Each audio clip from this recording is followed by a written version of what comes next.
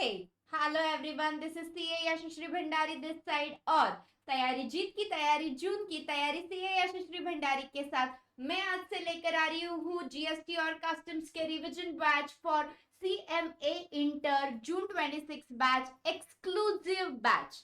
Okay, everyday नया chapter नया revision होगा हर शाम को 6:30 बजे और ये सारे इसके नोट्स आपको यहीं पे मिल जाएंगे और आपके हमारी व्हाट्सएप कम्युनिटी में भी मिल जाएंगे। तो shall we start, let's go 3, 2, 1। चलो बच्चों मेरे साथ फटाफट से रिवीजन करते। एक सेकेंड, पहला दिन है रिवीजन का, तो मैं आपको बता दूं आपके मेन बुक पे ये वाला रिवीजन का पूरा स्क्रिबल करते नहीं बैठना है, मेन बुक खराब नहीं करना है। ओके, एक सेपरेट रिवीजन का बुक बना दो जहां पे आप मेरे साथ ये नोट्स में लिख सकते हो या फिर आप आपका एक सेपरेट वो रिवीजन बुक में आप सॉल्व कर सकते हो। हाँ, ये रिवीजन नोट्स ये रिवीजन सीरीज इनके लिए है जिन्होंने पहली बार एक बार फिर से कॉन्सेप्ट पूरा कवर किया है and now want to wrap it with me और एग्जाम की तैयारी फटाक से करेंगे। तो are you ready, are you excited? तो captain cool CA Yashasvi Bhandari के साथ आज सबसे पहला चैप्टर वो है सेक्शन 7 से शुरू करेंगे अपन जीएसटी, बिकॉज जीएसटी का सेक्शन 7 है कैप्टन कुल सेक्शन, जहां पे जीएसटी का सेक्शन 7 है हमारा जीएसटी का birth certificate. So let's get started. तो मैं आपको क्या बोल रही हूँ कि क्या होता है supply, what is supply? Supply एक ही second. Supply is a taxable event for levy of GST. GST is levied when supply of goods or services both are take place. मतलब अगर जीएसटी लगाना है तो सप्लाई होना चाहिए। Supply is equal to GST, GST is equal to supply. But ma'am what is supply, यही तो देखना है ये वाले सेक्शन में। तो चलो फटाफट से तीन कंडीशंस है और वो तीन कंडीशंस क्या है? मेड और अग्रीड टू बी मेड। मतलब क्या? आज का प्रेजेंट और फ्यूचर का प्रॉमिस, ये वाला भी सप्लाई माना जाएगा। Okay ma'am. और फॉर कंसिडरेशन, फॉर कंसिडरेशन मतलब क्या? किसके तो बदले में कुछ तो मिलेगा, कुछ के बदले में कुछ मिलेगा। ओके, अब third condition, in the course और फर्दरेंस ऑफ द बिजनेस, मतलब no personal transaction discuss here and also in the class. Okay, तीनों कंडीशन आपको याद आए? ओके, मेरे साथ फटाफट से बोलो। तीन कंडीशन फॉर सप्लाई, मेड और agreed to be made, for consideration, in the course और फर्दरेंस ऑफ द बिजनेस। अगर ये थ्री कंडीशंस है तो हमारा सप्लाई हो जाएगा। ओके मैम, और क्या क्या आता है सप्लाई में? तो फॉर्म्स ऑफ सप्लाई क्या है?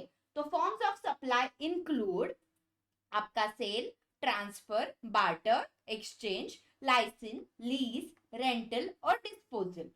मैम बट ये जो सेल, ट्रांसफर, बार्टर, एक्सचेंज, ये तो सारे सेम सेम ही दिख रहे हैं, कैसे क्या फिर हमें यहाँ पे डिस्टिंग्विश कैसे करते आ सकता है?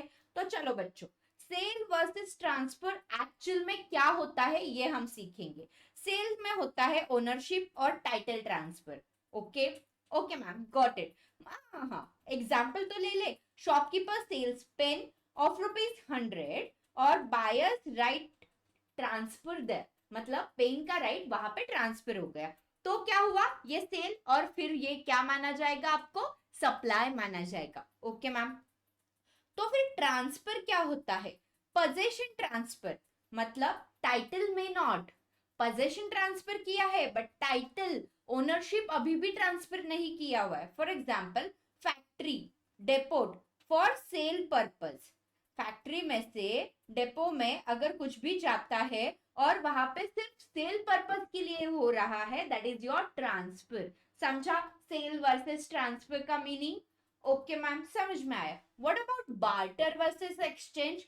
चलो बच्चों, तो बार्टर वर्सेस एक्सचेंज में बार्टर होता है, बार्टर मतलब गुड्स और सर्विस के बदले में गुड्स और सर्विस। मैम ऐसे? यस, ग्रेन्स के बदले में फ्रूट आया, फ्रूट के बदले में ग्रेन्स आए। अब दूसरा एग्जाम्पल, बार्बर ने हेयर कट कर दिया, किसका? डॉक्टर का, और डॉक्टर ने फीस नहीं, डॉक्टर ने उसको फीस नहीं दी, उसको क्या दी, कंसल्टेंसी दी। मतलब एक दूसरे के सर्विसेज उन्होंने क्या किए, एक दूसरे के सर्विसेज एक दूसरे को देकर बार्टर किया। यहाँ पे कोई भी पैसों का ट्रांजैक्शन नहीं हुआ। Okay, yes ma'am. अब what is exchange, partly goods और पार्टली मनी। ये तो जो कोई भी आईफोन परचेस करता है ना, उन सभी को पता है, पहला आईफोन आता है पुराने वाले फोन को एक्सचेंज कराकर, राइट बच्चों। ओके, न्यू फोन आया तो वहां पे हम ओल्ड फोन देते हैं और कुछ कैश दे देते हैं, और फिर आता है अपने पास अपना नया फोन। उसके बाद में न्यू कार का भी वैसे ही होता है। ये सारी देखो अपने लाइफ की सबसे बड़ी बड़ी चीजें है ना, हम किसी के तो साथ एक्सचेंज और एक्स्ट्रा कैश ऐड करके ही परचेस करते हैं इन जनरल। ओके, चलो, ओल्ड कार प्लस अगर 4-5 लाख रुपए है अपना, वो एडिशन करके हम नया कार ले सकते हैं। Okay, that is your exchange. Yes ma'am, समझ में आया। अब नेक्स्ट कॉन्सेप्ट देखो, for levy of GST 5 condition must be satisfied. अब ये 5 कंडीशन क्या है मैम, तो देखो सबसे पहले टैक्सेबल पर्सन होना चाहिए। Okay, what is a taxable person, registered और liable to be registered, registered और liable to be registered. Voluntary registration अगर लिया किसी ने तो भी वो टैक्सेबल पर्सन के डेफिनेशन में आता है। Okay ma'am, this is done. अब टैक्सेबल टेरिटरी, टैक्सेबल टेरिटरी मतलब क्या, इंडिया, इंडिया के मैप में क्या क्या आएगा, इंडिया का लैंड, इंडिया का टेरिटोरियल वाटर और air space plus economic zone भी आता है। ओके मैम, समझ में आया। अब next third condition, taxable supply, goods और सर्विसेज, ये दोनों होने चाहिए। अब देखो जीएसटी कॉम्प्रिहेंसिव अप्रोच है, levied on all supplies, all supplies हमने ऊपर जो डिस्कस किए थे ये वाले, ये सारे सप्लाईज पे वो इंक्लूड होगा। एक्सक्लूडिंग थोड़े बहुत है जो हमने एग्जाम्शन वाले चैप्टर में ऑलरेडी पढ़े हुए हैं, बट वो रिवीजन आएगा नेक्स्ट डे। ओके, कल नहीं, हर एक डे हर एक नया चैप्टर होगा। चलो, और लास्ट ऑफ कंसिडरेशन, कंसिडरेशन मतलब क्या, कुछ के बदले में कुछ लेना। अब fifth condition, in the course और फर्दरेंस ऑफ द बिजनेस, मतलब नो मोर पर्सनल ट्रांजैक्शन। चलो, levy of GST 5 condition must be satisfied, taxable person, taxable territory, taxable supply, consideration और in the course or furtherance of the business। 5 condition समझ में आ गई? Yes ma'am. चलो, अभी एक एक करके उन सभी का डीप में एनालिसिस करते हैं। What is the consideration, quid pro Q, ये क्या है, तुम्हारा लॉ का एक लैंग्वेज है। तो यहाँ पे payment monetary non monetary made by recipient और एनी अदर पर्सन, जो पेमेंट होता है वो मॉनिटरी नॉन मॉनिटरी, जैसे हमने बार्टर में देखा था। ओके, सब्सिडी, यहाँ पे ये इंपॉर्टेंट वाला पॉइंट देखो, सब्सिडी बाय गवर्नमेंट, अगर सेंट्रल या फिर स्टेट अगर आया तो exclude, deduct from value of supply, deduct from value of supply.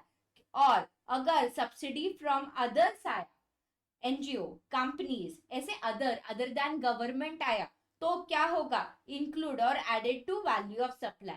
चल फटाफट से एक एग्जांपल करते हैं। Example, tax limited sell a product for ₹2000, government subsidy क्या है, 200 रुपए की, 200 रुपीज की। कंसिडरेशन फॉर जीएसटी क्या होगा, 1800, बिकॉज सब्सिडी एक्सक्लूड होता है। Okay ma'am. दूसरा contrast, if subsidy paid by non government वाला है तो जीएसटी क्या होगा, GST on 2000, that is your total value, यहाँ पे एक्सक्लूड नहीं होगा। ओके मैम, आया समझ में। और एक एग्जांपल, सिक्योरिटी डिपॉजिट रूल। अभी security deposit, this is very interesting and very important concept, not consideration unless applied और एडजस्टेड। मतलब जब तक वो नॉन रिफंडेबल है, नॉन रिफंडेबल है, मतलब अगर कहीं पे तो वो एडजस्ट नहीं हुआ और कहीं पे तो एडजस्ट हुआ, मतलब लास्ट का रेंट आपके डिपॉजिट में से डिडक्ट कर दिया गया तो ही वो डिपॉजिट पर जीएसटी लगेगा। अगर वो रिफंडेबल है, रिफंड हुआ तो जीएसटी नहीं लगेगा, हमेशा ये बात याद रखना। ओके, चलो, मुहाफिज रेंट 20,000 पर मंथ है प्लस डिपॉजिट 60K है, GST is on 20K only. Okay ma'am, आया समझ में। चलो, इन द कोर्स और फर्दरेंस ऑफ द बिजनेस का मीनिंग देखेंगे। Supplies in personal capacity, supply के इसमें इंक्लूड नहीं होता है।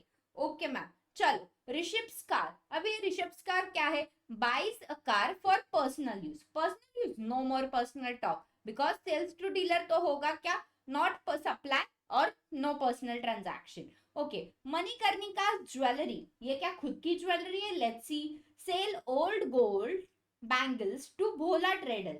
उसने क्या किया? खुद की जो बैंगल्स थी वो सेल कर दी, उसका बैंगल्स का बिजनेस नहीं है, तो not supply because personal transaction है। ओके मैम, आया समझ में?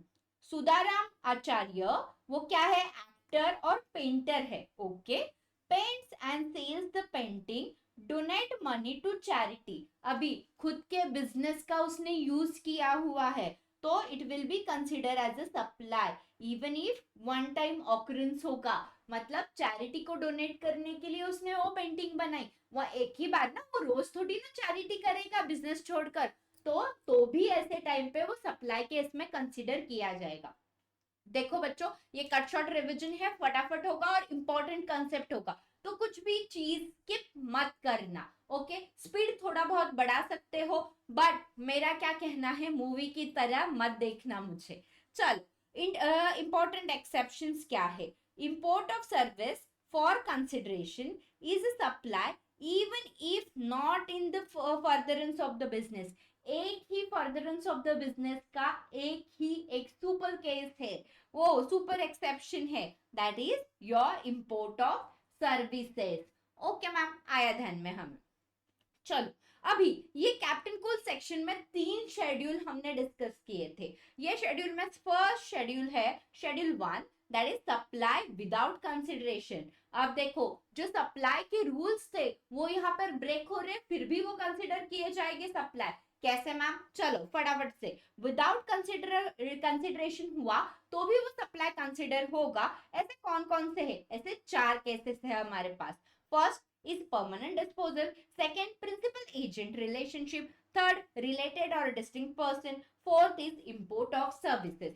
Okay ma'am, अब परमानेंट डिस्पोजल में क्या है? Disposal of business asset. Condition क्या आएगा? Input tax credit must have been availed. अगर खुद के बिजनेस के लिए जो कुछ भी asset, whether it may be current asset, whether it may be तुम्हारा फिक्स असेट होगा, अगर वो उसके लिए आईटीसी अवेल किया गया था at the time of purchase of that item, और अभी परमानेंट डिस्पोजल कर रहे हो मतलब लॉक लगा रहे हो, उस टाइम पे वो सारी चीजों को अगर परमानेंटली डिस्पोज ऑफ कर रहे हो तो भी उसको सप्लाई माना जाएगा विदाउट कंसिडरेशन। उसमें क्या क्या आता है? Include gifts, donation, free samples, holding, subsidiary का कोई भी ट्रांसफर होगा तो भी वो क्या माना जाएगा? आपका सप्लाई कंसिडर किया जाएगा। ओके मैम, चलो नेक्स्ट, प्रिंसिपल एजेंट रिलेशनशिप।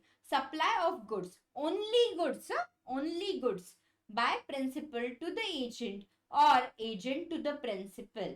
अगर ऐसा है तो कंडीशन क्या है? देखो condition, agent undertake to supply receive on behalf of principal. मतलब अगर एजेंट ने अपने प्रिंसिपल के बिहाफ में ट्रांजैक्शन किया, अगर एजेंट ने सप्लाई और रिसीव अपने प्रिंसिपल के बेसिस पे, प्रिंसिपल के बिहाफ में किया, तो वो जीएसटी के दायरे में आएगा। उसका क्लासिफिकेशन जो कुछ भी है वो अपन नीचे तुरंत देखेंगे। ओके, चलो क्या है वो क्लासिफिकेशन? देखो, व्हेन इज एन एजेंट, मतलब प्रिंसिपल एजेंट के रिलेशनशिप के इसमें वो कब फिट होगा। तो की टेस्ट क्या है? Does agent have authority to issue invoice in his own name? In his own name मतलब एजेंट के खुद के नाम पर क्या वो उसका इनवॉइस रेज कर सकता है? तो देखो bifurcation, C and F agent take possession, invoice issue in own name, खुद के नाम पर किया, तो शेड्यूल 1 अप्लाई होकर वो एजेंट प्रिंसिपल एजेंट के रिलेशनशिप में आएगा, और वो सप्लाई विदाउट कंसिडरेशन भी हुआ तो भी सप्लाई माना जाएगा। ओके मैम, अब Ravi, farmer, Kavi, commission agent, Kavi sell on behalf of Ravi. Okay, agent works on behalf of principal, और उसने खुद का इनवॉइस जो है, सपोज यहाँ पे मैंने कुछ दिया नहीं है, इनवॉइस अगर खुद के नाम पे नहीं होगा तो क्या, तो क्या तो क्या वो आपके प्रिंसिपल एजेंट के इस पे आएगा? तो फटाफट से स्टडी करो क्योंकि मैंने अभी कंसेप्ट सिखाया है आपको. चलो अभी देखो केस 3 अपना क्या है. आपका केस 3 क्या था, रिलेटेड पर्सन और डिस्टिंक्ट पर्सन में स्टॉक ट्रांसफर और सप्लाई ऑफ गुड्स और सर्विसेज बिटवीन डिस्टिंक्ट पर्सन मतलब क्या? Example, branches with separate registration, मतलब सेम पैन पर अगर बहुत सारे ब्रांचेस है तो उसको क्या बोलते हैं? डिस्टिंक्ट पर्सन बोलते हैं. ओके, तो इन दो सब के बीच में अगर स्टॉक ट्रांसफर हो रहा है और ऐसे में अपने ही रिलेटेड पर्सन है, अपने ही डिस्टिंक्ट पर्सन है और हम इनको फ्री ऑफ कॉस्ट दे रहे हैं तो भी वो सप्लाई के डेफिनेशन में आएगा. Okay ma'am. RWA Sanskriti society supplies to member at concessional price. Okay, तो सप्लाई होगा वो कौन सा? RWA और मेंबर्स के साथ. RWA जो संस्कृति सोसाइटी और उनके मेंबर्स के बीच में जो कंसेशनल रेट पर, because they are related now, society members relationship ये हुआ, और अगर कंसेशनल रेट या फ्री ऑफ कॉस्ट होगा तो भी वो सप्लाई कंसिडर होगा. ओके मैम, आया ध्यान में. अब केस 4 क्या है? Case 4 is import of services from related person और establishment outside India in the course और फर्दरेंस ऑफ द बिजनेस. देखो 3 कंडीशन साथ में होनी चाहिए. कौन कौन सी? रिलेटेड पर्सन होना चाहिए, एस्टैब्लिशमेंट आउटसाइड इंडिया होना चाहिए. कोई तो एस्टैब्लिशमेंट अगर सामने वाला पार्टी के साथ डील करना है तो एस्टैब्लिशमेंट आउटसाइड होना चाहिए ना for import export. Okay, in the course of business, in the course of the business. Personal transaction का क्या होगा क्या नहीं, ये नहीं. यहाँ पे हमें 3 देखना है. From related person, establishment outside India, in the course और फर्दरेंस ऑफ द बिजनेस अगर होगा तो वो विदाउट कंसिडरेशन भी है तो भी वो सप्लाई माना जाएगा. Exception, no supply if business asset transferred but ITC was blocked or not availed. ITC अगर blocked है और ITC ब्लॉक क्रेडिट में आया, ब्लॉक क्रेडिट वगैरह वो आगे वाले चैप्टर्स में देखेंगे तो भी वो सप्लाई के इसमें ये एक एक्सेप्शन है. Okay, yes ma'am. क्लासिफिकेशन अब आएगा आपका शेड्यूल 2. शेड्यूल 2 में classification of goods versus sales दिया हुआ है. ओके, मतलब हमने पहले सप्लाई देखा, ऑल फॉर्म ऑफ सप्लाई, उसके कंडीशंस देखे. अभी हमने शेड्यूल 1 में क्या देखा? सप्लाई विदाउट कंसिडरेशन होगा तो भी वो सप्लाई माना जाएगा. अब हमें देखना है ये गुड्स और सर्विसेज होता क्या है. ओके मैम, देखो गुड्स और सर्विसेज के केस में क्या है? Goods is what? Every kind of movable property. Every kind of movable property is your goods. Okay, services anything other than goods, money and security is your services. Okay ma'am, देखो अभी एक एक activity का classification देखेंगे. Transfer of title, मतलब example Shivaji sales garment, तो ये क्या है? गुड्स का क्या किया है? ट्रांसफर किया है, टाइटल ट्रांसफर किया है, then it will be classify as a goods. Okay ma'am. Transfer of right to use, मतलब नो टाइटल ट्रांसफर, यहाँ पे टाइटल ट्रांसफर नहीं किया है बट राइट टू यूज दिया हुआ है, then it will be consider as your services. Okay, renting of machinery is the example. Hire purchase में ट्रांसफर, टाइटल ट्रांसफर हुआ है बट फर्दर फ्यूचर डेट में, और हमने क्या बोला था इसमें कहाँ पे मैम? कंडीशंस में. कौन से? मेड और agreed to be made. Future promises also, अगर फ्यूचर प्रोमिसेस भी है तो उसका क्लासिफिकेशन क्या आएगा? तो उसका क्लासिफिकेशन गुड्स केस में आता है. हायर परचेस हम कौन सा रेंटिंग ऑफ मशीनरी करते हैं, फिर रेंटिंग वो कार का हायर परचेस, मशीनरी का हायर परचेस हमने अकाउंट्स में भी पढ़ा हुआ है. Okay, land and building, land and building का हम क्या करते हैं, देखो लीज दे सकते हैं, टेनेंसी और लाइसेंस अगर ऐसे वाले यूजेस है तो वो सर्विस में कंसिडर होंगे। Okay ma'am. But ma'am sale of land और कंप्लीटेड बिल्डिंग उस पे तो जीएसटी भी नहीं लगता, क्यों? नो सप्लाई निगेटिव लिस्ट, मैंने ये समझाया हुआ था इन डेप्थ लेक्चर्स के इसमें। इन डेप्थ लेक्चर शायद मेरा लेक्चर नंबर 2 है और वो यूट्यूब पे भी अवेलेबल है, तो प्लीज बच्चों देख लेना। हाँ, यूट्यूब पे पहले 10 ही डेमो थे, उसके आगे के कहा ये पूछना मत, उसके आगे के मेरे रिकॉर्डेड इन डेप्थ लेक्चर का भी बैच है। चलो अभी शेड्यूल 2 के स्पेसिफिक एक्टिविटीज देखेंगे। ट्रीटमेंट और process, job work applied to another's good, मतलब ट्रीटमेंट किया दूसरों के गुड्स पे, क्या वो हमारे नाम पे था? नहीं, तो ये क्या आएगा? सर्विस आएगा। ओके मैम, आया, समझ में आया। ट्रांसफर ऑफ बिल्डिंग असेट, यहाँ पे असेट ट्रांसफर और dispose to form a part of business asset है, तो ये क्या कंसिडर होगा? गुड्स कंसिडर होगा। ओके मैम, आया ध्यान में। अब नेक्स्ट एग्जांपल, प्राइवेट यूज और मेड और agreed to be made, private use made available to other person, थोड़े टाइम के लिए शायद, तो वो क्या कंसिडर होगा? सर्विस कंसिडर होगा। एक्सेप्शन क्या है? गोइंग कंसर्न और personal representative then not supply, मतलब गोइंग कंसर्न बेसिस पे अगर हम हमारा बिजनेस ट्रांसफर कर रहे हैं, हम हमारे नेक्स्ट जनरेशन के लिए, या फिर अपने मैंने मेरा बिजनेस मेरे पापा को दिया, पापा ने उनका बिजनेस उनके बेटे को दिया, अगर ये ऐसा पर्सनल इसमें ही गोइंग कंसर्न घूम रहा है, then it will not be consider as a service. Okay, it will not be considered as a not supply, it will not be a supply. Okay ma'am, आया ध्यान में। अब renting of movable immovable property, अब immovable property अगर rent पे दिया हुआ है, कमर्शियल और मे बी रेसिडेंशियल रेंट होगा, तो भी वो क्या माना जाएगा? सर्विस माना जाएगा। ओके मैम, आया ध्यान में। अब fourth, construction, complex building, civil structure intended for sale अगर होगा, तो वो क्या माना जाएगा? सर्विस माना जाएगा।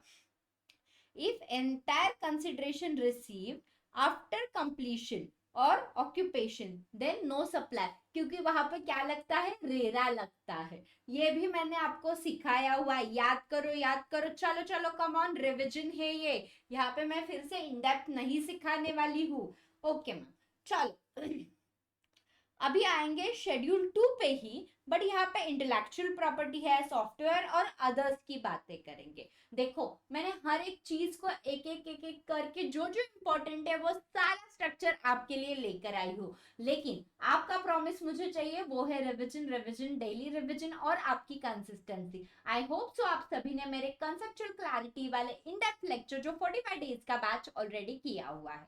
चलो अभी आईपी राइट्स क्या है? टेम्परेरी ट्रांसफर या फिर परमिटिंग यूज ऑफ आईपी, तो वो क्या होगा? सर्विस होगा।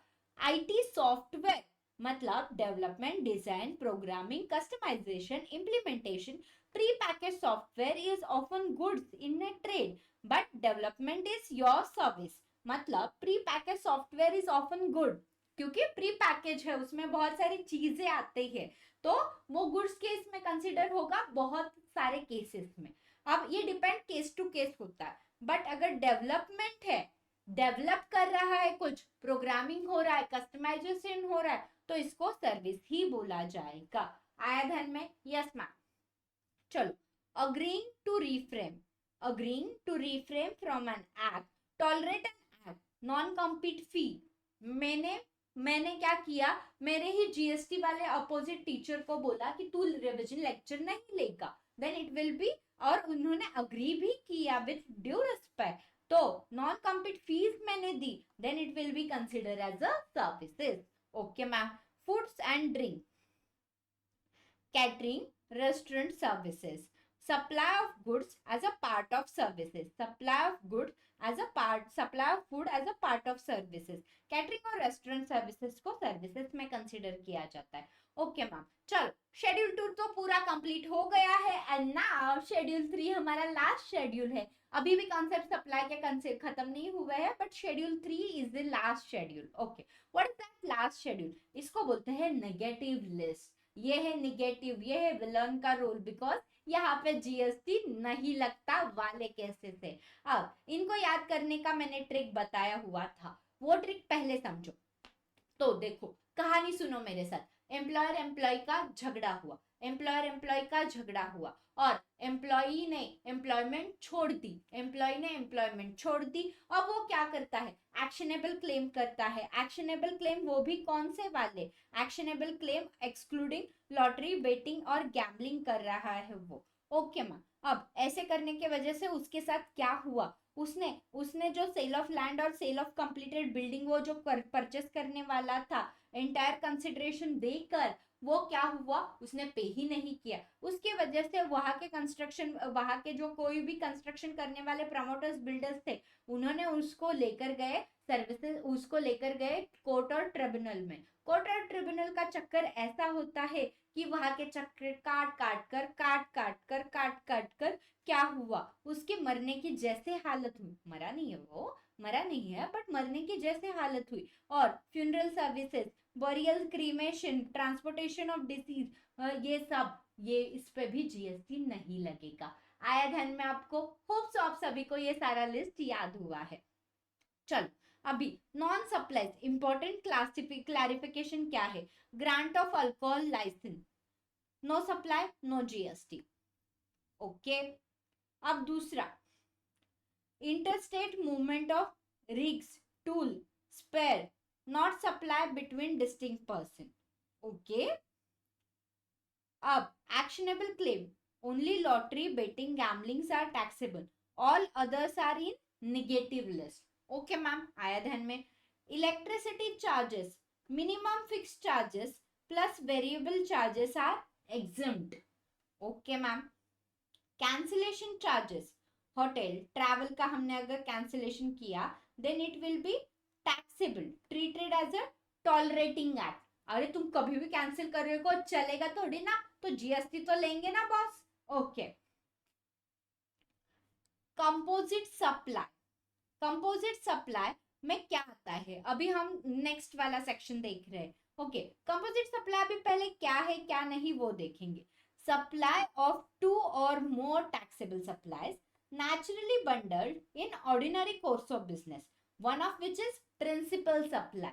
मतलब कंपोजिट सप्लाई में एक क्या होता है? मेन कैरेक्टर होता है, और दूसरा उसको सिर्फ क्या करता है? कंपनी देता है। जैसे हमने देखा था टीवी और उसके लिए इंस्टॉलेशन या फिर उसका packaging. TV is the main character, उसका इंस्टॉलेशन या फिर उसका पैकेजिंग इज उसका सपोर्टिव कैरेक्टर। ओके मैम, तो ऐसे में रेट ऑफ टैक्स क्या आता है? Rate of principal supply, TV का रेट आएगा। ओके, जैसे example Flipkart, goods plus packaging plus insurance, principal is goods. Okay ma'am, airline, transport, food plus lounge देता है, but principal is transport. Okay ma'am, hotel, accommodation, breakfast, but principal is accommodation. तुम breakfast के लिए hotel book नहीं करते, उसको क्या बोलते हैं? उसको रेस्टोरेंट बोलते, समझे? Specific case, painting, printed books, content by publisher, publisher paper by paper print अगर हो रहा है तो service is printing. Okay, printed envelope, napkin, logo है वहां पे, logo by client, paper by printer, तो ये गुड्स होगा, बिकॉज प्रीडोमिनेंट सप्लाई है, जहां पे लोगो वगैरह लग रहा है, जहां के जो आर्टिकल्स वगैरह आ रहे हैं, जहां पे मेन कंटेंट है, एट दैट टाइम वो क्या होगा? गुड्स कंसिडर होगा। ओके, चलो, उसके बाद में मिक्स्ड सप्लाई। मिक्स सप्लाई का क्या स्कीम है भाई? चलो फटाफट से बोलो। To or more supply for single price, मतलब और नॉट नेचुरली बंडल। इसका सबसे बेस्ट एग्जांपल क्या देखा था हमने? दिवाली का गिफ्ट हैम्परिंग, याद है तुम्हें? चलो, रेट ऑफ टैक्स क्या होगा? Highest rate among the item, मतलब दिवाली का गिफ्ट हैम्पर में सबसे ज्यादा हाईएस्ट रेट जीएसटी का जिसका होगा वो अप्लाई होगा सभी आइटम्स के लिए। ओके, चलो तो देखो एग्जाम्पल, गिफ्ट किट 500 रुपीज, उसमें शैम्पू 18% है, फेस वॉश 28% है, काजल 12% है। तो फेस वॉश का हाईएस्ट ये है, तो हाईएस्ट लगेगा 500 पे, हाईएस्ट एट 28% लगेगा आपके फुल जीएसटी के, इसमें किट को जीएसटी लगेगा। House rent, residence plus printing press for lump sum. Okay okay ma'am, आया ध्यान में हमें। अब sales promotion, buy one get one अगर है, not free goods, it is two items for the one price. ऐसे ही होता है, अगर एक पर एक फ्री ऐसे कुछ कंसेप्ट नहीं होता। यहाँ पे हम अज्यूम करते हैं कि दो गुड्स एक प्राइस पे बेचा जा रहा है। Taxability depend, is it a composite और मिक्स सप्लाई, मतलब एक पर एक फ्री है, जैसे शैम्पू और कंडीशनर दोनों, इट में भी क्या है, शैम्पू और कंडीशनर एक साथ यूज किया जा सकता है, बट क्या आप कंडीशनर कभी भी लगा सकते हो? पहले शैम्पू लगाना इज कंपलसरी मैम। तो दैट्स व्हाई ये कौन सा सप्लाई होगा बच्चों, ये आ जाएगा कंपोजिट सप्लाई, और यहाँ पे शैम्पू का रेट लगेगा। समझे? ओके मैम, आया आया ध्यान में ma'am. Servicing of car, if goods spare plus services labor shown separately, then taxed at individual rate. Okay, देखो बच्चों, अपना ये लगभग 30 मिनट्स में पूरा रिवीजन हो चुका है। अब इसके क्वेश्चंस ये क्या होगा, आप क्या करो, फटाफट से ये रिवीजन बार बार जब भी आप रिवाइज करोगे, इसको स्पीड में लगाकर, या फिर एक बार आपको जम गया ना तो आप स्पीड में भी लगा सकते हो। एक बार फटाफट से स्पीड में लगाने का, और फिर उसके बाद में मेरा क्वेश्चन बैंक उठाकर क्वेश्चन सॉल्व करने के। मैम आप प्रैक्टिस तो लोगे ना? लेंगे ना, सब कुछ लेंगे, बट आपको भी तो कुछ ना कुछ तो मेहनत करनी पड़ेगी। तो कल मिलते हैं नए चैप्टर के साथ, बट तब तक रिवीजन रिवीजन रिवीजन और daily revision with written practice हमेशा याद रखना। सो कल मिलेंगे फॉर नेक्स्ट चैप्टर का रिवीजन 6:30 बजे। So see in the classroom for GST.